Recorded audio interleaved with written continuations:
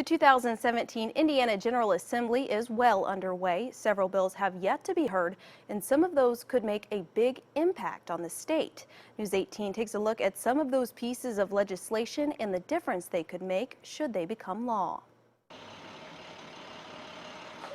A bill at the Indiana State House aims to keep children safer on school buses. If we save one child's life, it's worth those dollars and cents. Lawmakers are proposing all school buses be equipped with 3-point lap and shoulder safety belts. As part of the proposal, the Indiana Department of Education must establish a loan program to assist school corporations with paying to install seat belts. $5 million from the state's general fund would be used to do so.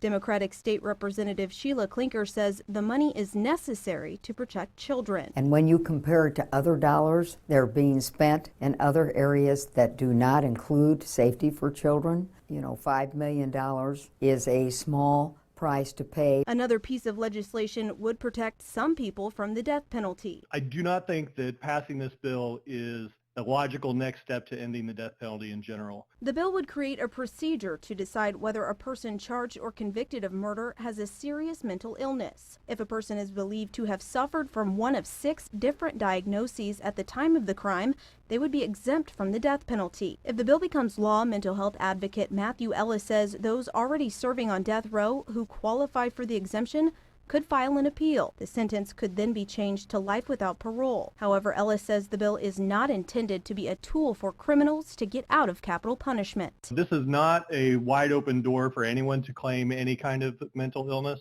This is a very specific set of diagnoses that specifically impact their actions at the time of the crime. Another bill on the 2017 agenda would allow possession of firearms on school property. Klinker says the idea is to protect students and staff, but she says schools are already prepared. Teachers, school administrators, school boards are looking at safety measures that are very important. The methodology of what to do in a very serious incident is being taught.